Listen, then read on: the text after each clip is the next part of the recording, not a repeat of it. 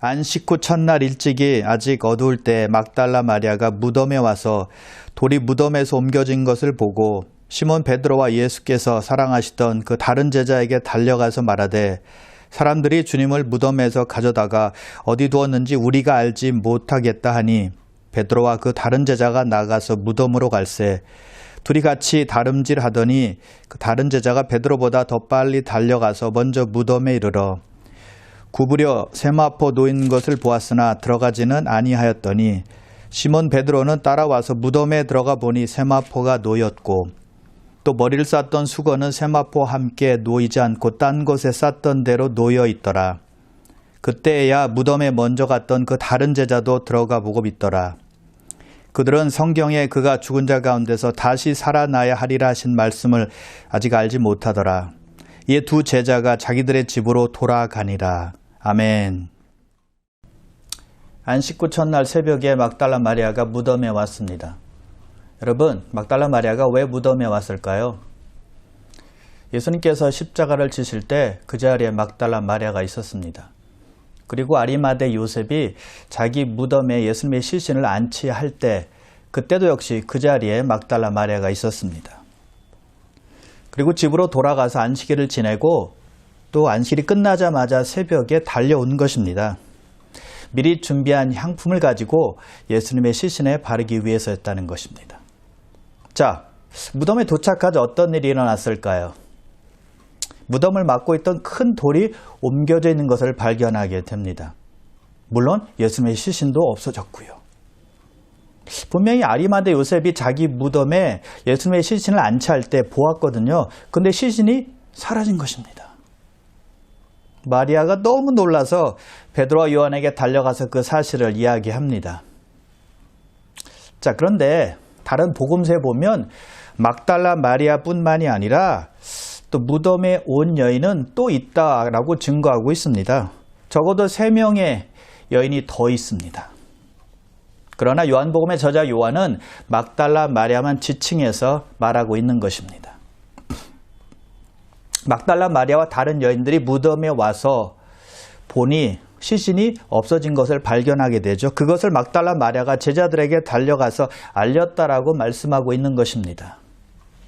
그래서 2절에 보니까 마리아가 베드로와 요한에게 달려가서 하는 말이 사람들이 주님을 무덤에서 가져다가 어디에 두었는지 우리가 알지 못하겠노라 라고 말하는 것입니다. 마리아가 내가 알지 못하겠노라 라고 말하지 않았습니다. 우리가 알지 못하겠노라 라고 말했다는 것이죠. 자기와 다른 여인들이 함께 빈 무덤을 보았다는 것이죠. 그러나 제자들에게 달려가서 알린 사람은 막달라 마리아였다는 것입니다. 자, 여러분, 사복음서를 보면 그 성경의 저자들이 예수님의 부활 장면을 잘 기록해 놓았습니다. 그런데 좀 강조하는 그런 부분만을 기록해 놓았기 때문에 전체적인 순서는 우리가 잘 모릅니다. 가끔 그래서 우리가 부활 장면들을 그 순서를 혼동할 때가 있습니다.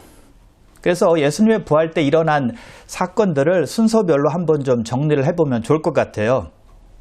먼저 새벽에 예수님께서 부활하시죠. 바로 안식 후 새벽이었습니다. 그때 지진이 일어났고요. 또 천사가 하늘에서 내려와서 무덤 문을 막고 있던 큰 돌을 옮겨 놓았습니다. 그러자 무덤을 지키고 있던 빌라도의 군병들이 무서워서 두려워서 도망치게 되죠. 그 후에 여인들이 무덤에 오게 되고 빈 무덤을 발견하게 됩니다. 그 여인 중에 하나인 막달라 마리아가 제자들에게 그 소식을 알리려고 달려가게 되죠. 그리고 나머지 여인들은 무덤 안으로 들어가서 천사들로부터 예수님께서 부활한 소식을 듣게 됩니다. 막달라 마리아로부터 소식을 들은 베드로와 요한이 달려와서 빈 무덤을 보고 무덤 안을 들여다보게 되죠. 두 사람이 세마포와 수건을 발견하게 됩니다. 그리고는 집으로 돌아갑니다. 두 제자가 돌아가자 막달라 마리아는 무덤 밖에 서서 울고 있고 그때 막달라 마리아가 예수님을 만나게 되는 것입니다. 이렇게 부활의 순서가 되고 있습니다. 지진이 날 때 부활이 있고 하늘에서 천사가 내려왔고 그 후에 여인들이 무덤에 와서 빈 무덤을 보게 되죠. 그 사이에 막달라 마리아는 베드로와 요한에게 가서 알려줬고 베드로와 요한이 달려와서 빈 무덤 안을 살펴보고 세마포와 또 수건이 있는 것을 발견하게 되죠. 그 두 사람이 돌아가자 막달라 마리아 혼자 남았는데 그때 막달라 마리아가 부활하신 예수님을 만나게 된다. 이런 순서가 된다는 것이죠. 여러분 조금 이해가 되실 것입니다. 자, 이제 본문으로 다시 돌아가서요. 베드로와 요한이 막달라 마리아의 소식을 듣자마자 손살같이 무덤으로 달려왔고 제일 먼저 달려온 사람, 두 사람 중에 더 빨리 달려온 사람이 사도 요한이었습니다. 아마 베드로보다 나이가 좀 작아서 빨리 달려오지 않았나라는 생각이 듭니다. 근데 먼저 도착했지만 무덤 안을 들여다보지는 않았습니다. 이윽고 도착한 베드로가 무덤 안을 들여다보게 되죠. 예수님의 시신이 없어진 것을 알게 됩니다. 그런데 이상한 것이 있습니다. 무덤 안에 보니까 예수님의 몸을 쌌던 세마포가 그대로 있는 것입니다. 예수님의 머리를 쌌던 수건이 그대로 있는 것을 베드로가 발견하게 되었습니다. 자, 여러분 만일 누가 시신을 훔쳐갔다면 세마포와 수건을 함께 가지고 갔을 것입니다. 아니 시간이 급한데 시신을 쌌던 세마포를 다 풀러서 시신만 가져갔겠습니까? 머리를 쌌던 수건을 다 풀었겠습니까? 그럴 시간이 없다는 것이죠. 싸져 있는 대로 빨리 가져가야 했다는 것입니다. 그래서 누가 시신을 훔쳐갔다면 시신만 가져가지는 않았을 거라는 거죠. 그런데 실제로 그 당시에는 그 유대 백성들 사이에는 예수님의 제자들이 그의 스승인 시신을 훔쳐갔다라는 소문이 쫙 퍼져 있었습니다. 왜냐하면 예수님께서 안식 후 첫날 새벽에 부활하실 때 그때 지진이 일어났습니다. 그리고 천사가 내려왔습니다. 그 모습을 로마 군병들이 무덤을 지키다가 본 겁니다. 너무너무 무서워서 달아났죠. 도망갔죠. 그 사실을 대제사장에게 가서 알립니다. 대제사장이 그것을 듣고는 군병들에게 돈을 줍니다. 매수를 한 거죠. 그래서 그 사실을 은폐하고 제자들이 스승인 예수님의 시신을 가져갔다라고 사람들에게 알려라 퍼뜨려라라고 말하는 것입니다. 그래서 유대 백성들 사이에는 한동안 제자들이 예수님의 시신을 훔쳐갔다라고 알려져 있고 그렇게 알고 있었다는 것입니다. 그래서 예수님의 시신을 훔쳐갔다는 말은 거짓말이라는 것이죠. 군병들이 한둘이 아니고 여러 명이 무덤을 지키고 있었는데 어떻게 훔쳐갈 수 있었겠습니까? 말이 안 된다는 것이죠. 자, 그리고 만일 시신을 누가 옮겨 놓았다라고 가정해 보세요. 그것도 역시 세마포와 수건을 남겨갈 이유가 없잖아요. 같이 가져갔어야죠. 그러니까 누가 시신을 훔쳐간 것도 아니고 누가 시신을 옮겨놓은 것도 아니었다는 것이죠. 무슨 말입니까? 예수님께서는 살아나신 것입니다. 말씀대로 죽은 자 가운데서 3일 만에 부활하실 것입니다. 할렐루야. 하나님의 능력으로 죽은 자 가운데서 사망 권세를 깨트리고 한순간에 부활하신 거예요. 여러분 예수님은요 오랜 시간에 걸쳐서 점차적으로 천천히 살아나신 것이 아니라 한순간에 부활하셔서 세마포를 빠져나오신 것입니다. 그래서 빈 무덤만 있는 거예요. 그제서야 먼저 도착했던 제자 요한이 무덤에 들어가 보고 믿게 됩니다. 시신이 없어진 것을 보고 또 세마포가 그대로 남아있고 수건이 그대로 남아있는 것을 보고 믿은 것입니다. 자, 그런데 본문 9절에 보니까 이렇게 성경은 말씀하고 있습니다. 그들은 성경에 그가 죽은 자 가운데서 다시 살아나야 하리라 하신 말씀을 아직 알지 못하더라. 그들은 누굽니까? 요한과 베드로죠. 분명히 그들은 시신이 없어진 것을 보고 그리고 세마포와 수건이 그대로 남아있는 것을 보고 예수님의 부활을 확인했습니다. 근데 문제는 부활의 의미를 정확하게 깨닫지는 못했다는 것입니다. 예수께서 죽었다가 반드시 살아날 것이다 라는 말씀을 기억하지 못했다는 것입니다. 깨닫지 못했다는 거예요. 부활의 사실을 아는 것이 중요한 시작이 될 수 있지만 그것으로 충분치는 않다는 것입니다. 성경을 통해서 부활의 의미와 중요성을 알아야 된다는 것입니다. 자, 부활의 의미는 무엇일까요? 부활의 중요성은 무엇일까요? 몇 가지를 좀 살펴보도록 하겠습니다. 먼저 예수님은 말씀대로 죽은 자 가운데서 살아나신 것입니다. 말씀대로. 즉 예수님께서 말씀하신 모든 말씀은 성취된다라는 것을 우리가 알 수 있다는 것입니다. 다시 오신다는 재림의 말씀 반드시 이루어질 것입니다. 그리고 언제인지 모르지만 세상 종말도 반드시 따라올 것이고요. 그리고 믿는 자는 영원히 사는 천국으로 인도함받게 될 것입니다. 그리고 예수님께서 부활하셨기 때문에 우리의 부활을 확신할 수가 있는 것입니다. 죽음이 끝이 아니라는 것입니다. 영원한 삶이 우리를 기다리고 있다는 것입니다. 데살로니가전서 4장 14절인데요. 우리가 예수께서 죽으셨다가 다시 살아나심을 믿을진데 이와 같이 예수 안에서 자는 자들도 하나님이 그와 함께 데리고 오시리라. 하나님께서 예수 안에 있는 자들을 부활시키셔서 예수님과 함께 생명의 나라로 인도하신다는 것입니다. 얼마나 멋진 소망이 있습니까? 그리고 예수님의 부활은 예수님께서 계속적인 사역을 하고 있다는 것을 의미하는 것입니다. 어떤 사역일까요? 중보 사역입니다. 히브리서 7장 25절인데요. 그러므로 자기를 힘입어 하나님께 나아가는 자들을 온전히 구원하실 수 있으니 이는 그가 항상 살아계셔서 그들을 위하여 간구하심이라. 예수님은 항상 살아계셔서 사람들을 위해서 간구하신다는 것입니다. 왜요? 하나님께 나오는 자들을 능히 구원하실 수 있기 때문이죠. 부활하셨기 때문에 중보사역을 계속 하실 수 있다는 것입니다. 그리고 예수님의 부활은 기독교는 세상 종교와는 완전히 다르다라는 것을 보여주고 있습니다. 여러분, 세상의 종교 창시자들이 부활한 것 보셨습니까? 읽어보셨습니까? 들어보셨습니까? 아무도 없죠. 그리고 부활은 예수님께서 일반 범죄자로 십자가에서 돌아가신 것처럼 보이지만 실제로는 우리의 죄를 짊어지고 돌아가셨다는 것을 보여주고 있는 것입니다. 죄 없는 분이 사랑과 희생으로 죽으셨다는 것을 증명하고 있는 것이 바로 부활이라는 것입니다. 인간의 죄의 대가로 예수님께서 죽으셨고 부활하심으로 인간의 죄를 해결하셨다는 것을 보여주고 있는 것입니다. 왜요? 죄 때문에 세상에 들어온 사망을 이기셨기 때문이죠. 자, 그래서 베드로와 요한이 어떻게 했나요? 10절 보세요.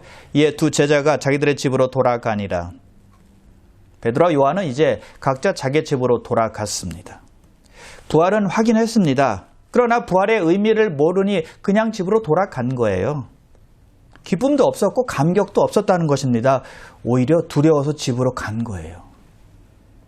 대제사장과 그의 하속들이 예수님의 시신이 없어진 것을 알면 자기들도 무사하지는 않을 것이다 라고 생각을 했겠죠.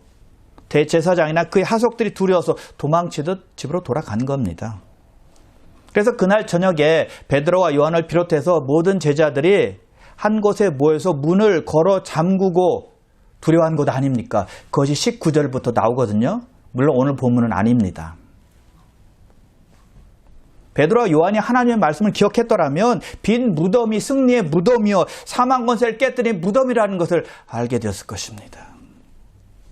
여러분, 그래서 우리가 말씀을 소리하게 되면 하나님의 자녀이면서도 불안해하고 또 두려워할 수밖에 없다는 것이죠. 평안을 잃을 수밖에 없다는 거예요. 그러면 결국 놀라고 달아나고 숨고 마는 것이죠. 담대함이 없어지는 거예요.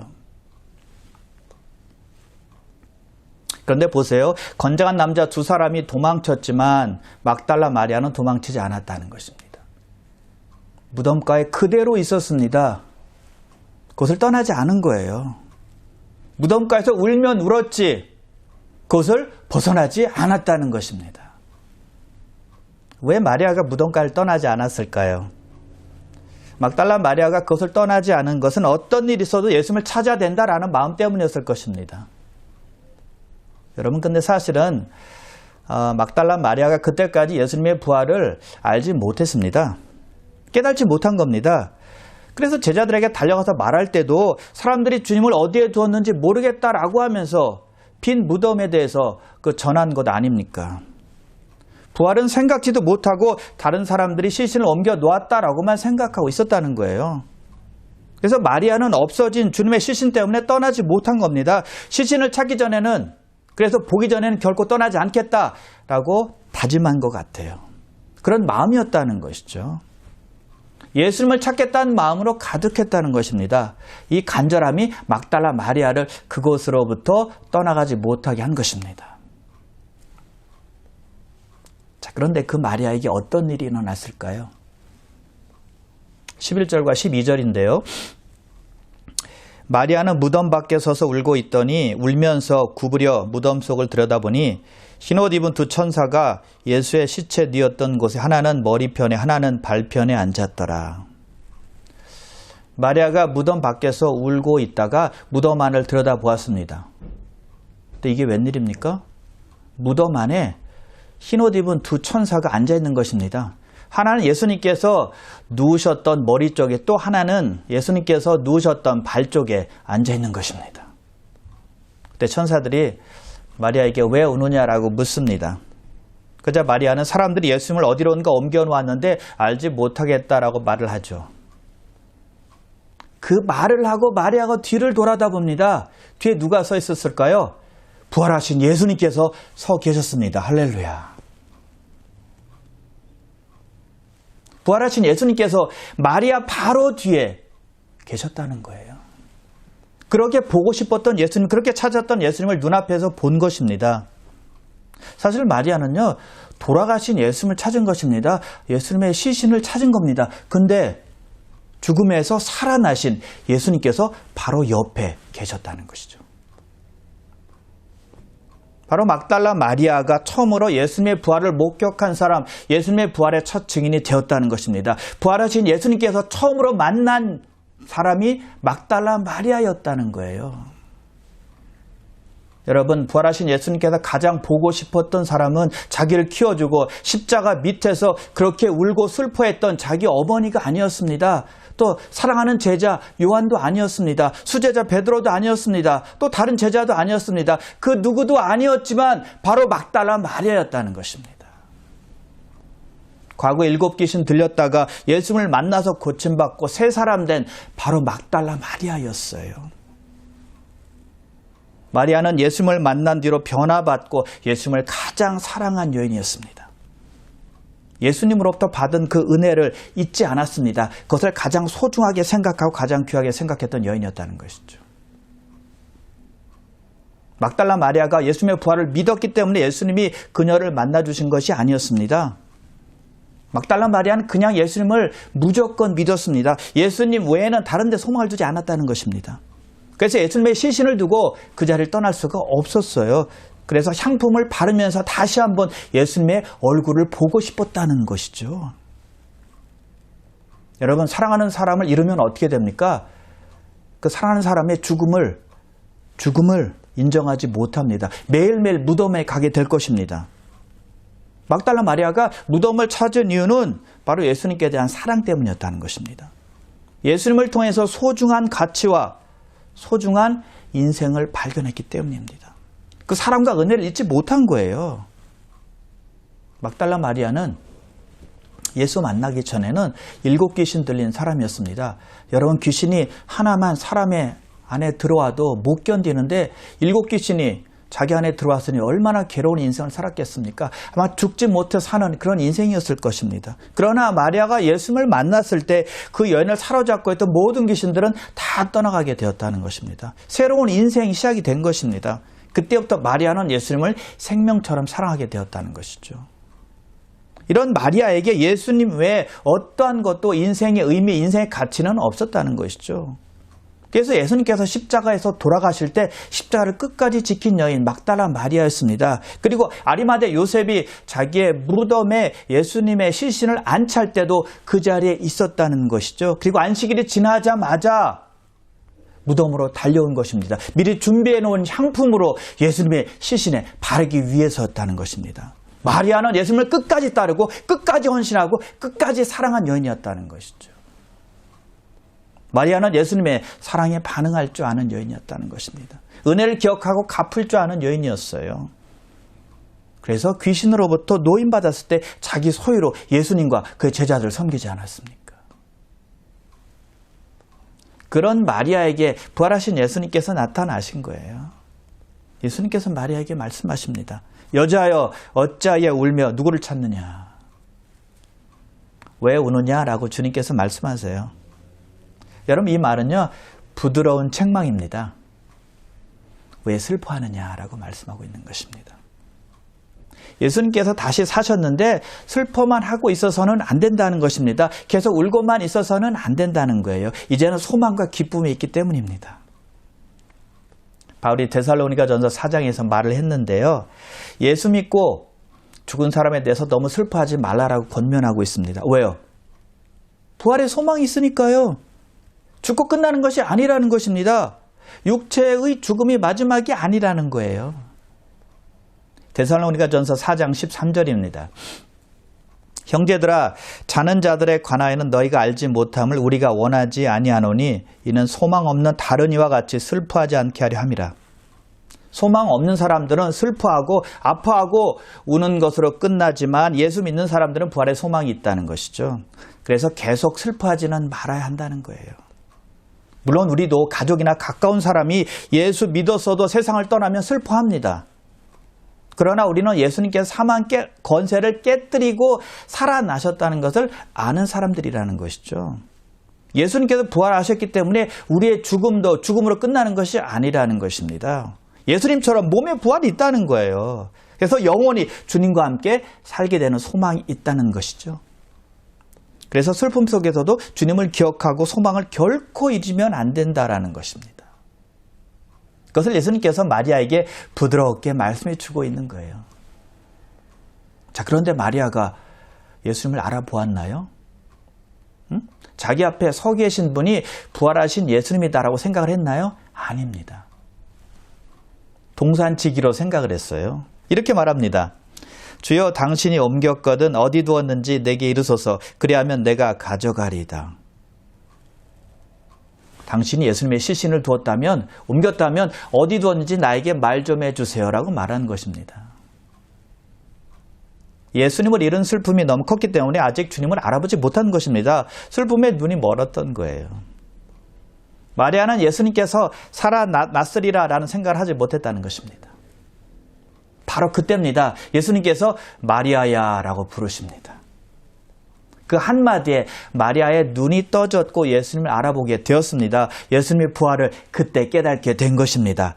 아, 우리 주님이 다시 사셨구나 라는 것을 깨닫게 된 것입니다. 마리아가 너무 기쁘고 감격해서 예수님을 라보니라고 부릅니다. 라보니는 선생이라는 뜻입니다. 선생님이라는 뜻이에요.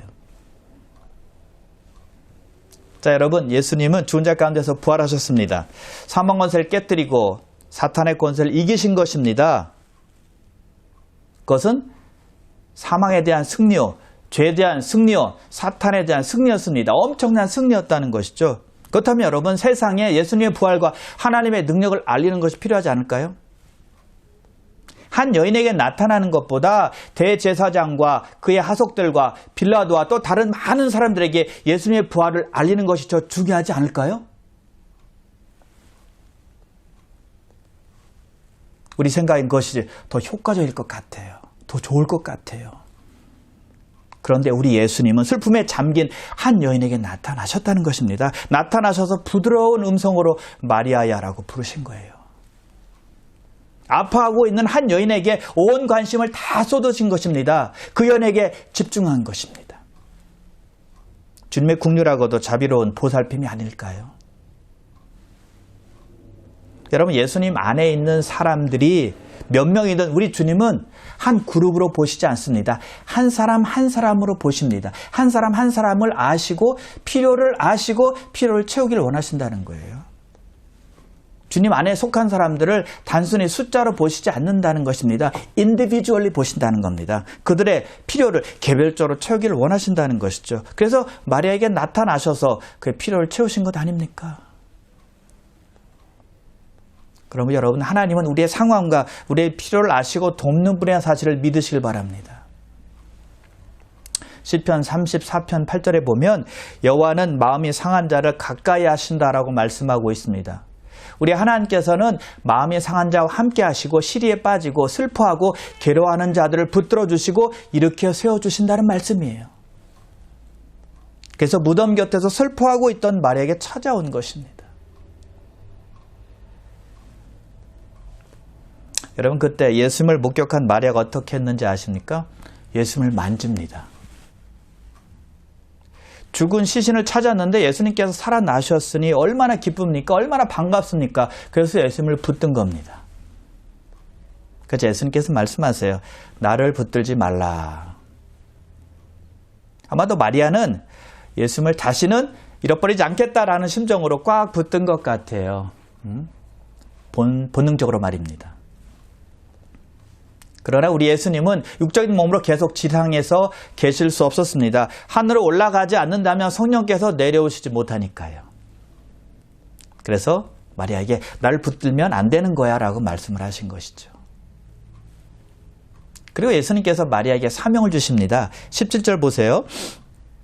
너는 내 형제들에게 가서 이르되 내가 내 아버지 곧 너희 아버지 내 하나님 곧 너희 하나님께로 올라간다 하라. 제자들에게 가서 예수님의 부활하심과 승천하심을 알리라고 하는 사명을 주신 것입니다. 예수님은 부활의 첫 증인으로 마리아를 세운 거예요. 여러분 여기 보면 감동적인 말이 나옵니다. 예수님께서 제자들을 형제들 이렇게 부르세요.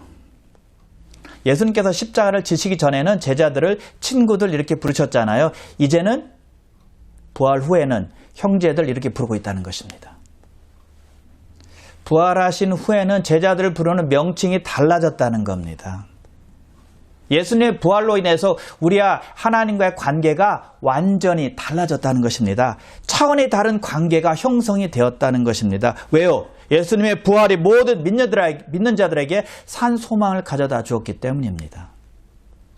사도 베드로가 그의 서신서에서 잘 말해주고 있습니다. 베드로전서 1장 3절입니다.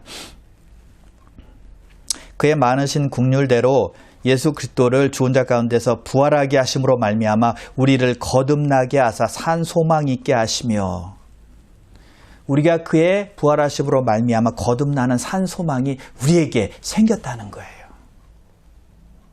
그래서 예수님이 하나님 아버지께로 올라간 후에 제자들에게 성령을 보내주셔서 새로운 삶을 살게 하시고 예수님과의 새로운 관계를 맺게 하신 것입니다. 그래서 예수님께서 말씀하십니다. 내가 내 아버지 곧 너희 아버지 내 하나님 곧 너희 하나님께로 올라간다. 예수님의 아버지가 우리 아버지가 되었다는 것입니다. 예수님의 하나님이 우리 하나님이 되었다는 거예요. 놀라운 관계가 형성이 되었다는 것입니다. 언제요? 예수님의 부활 후에, 예수님의 부활 때문에. 그래서 부활 사건은요, 굉장한 사건이라는 것입니다. 그래서 우리가 하나님을 아버지라고 볼 수 있는 것입니다. 예수님의 아버지뿐만이 아니라 우리의 아버지가 되신다는 거예요. 할렐루야. 베드로가 예수님을 3번 부인했지만 예수님은 부활하시자 갈릴리 바닷가에서 외로이 낚시하고 있는 베드로에게 찾아갑니다. 베드로를 회복시켜 주십니다. 왜요? 베드로는 예수님의 사랑스러운 형제이니까요. 자, 마리아가 언제 예수님을 알아보았을까요? 예수님께서 그녀에게 마리아야 라고 불렀을 때 그때 알아보게 되었습니다.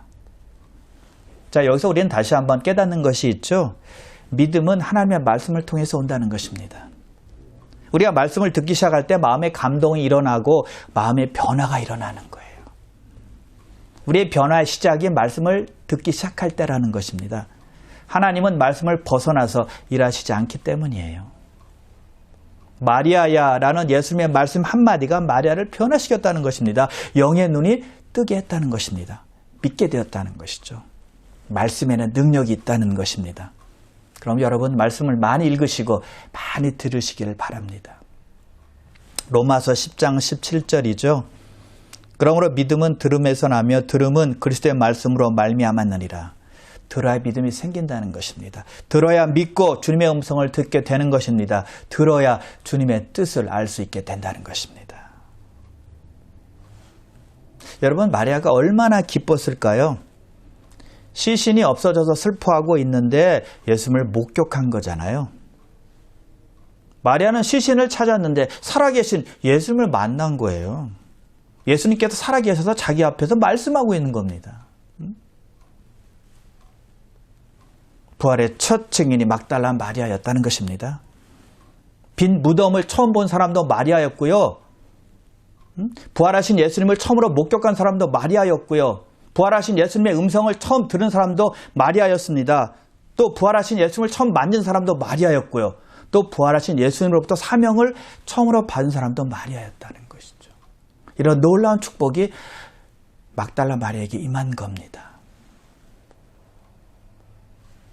말씀드렸듯이 마리아가 예수님께서 부활하실 것을 믿었기 때문에 그 믿음을 보시고 예수님께서 그녀에게 나타난 것은 아니었다는 것입니다. 그래서 마리아가 부활의 첫 증인이 된 것이 아니었다는 것입니다. 여러분, 마리아가 예수님을 위해서 위대한 일을 했습니까? 한 거 없습니다.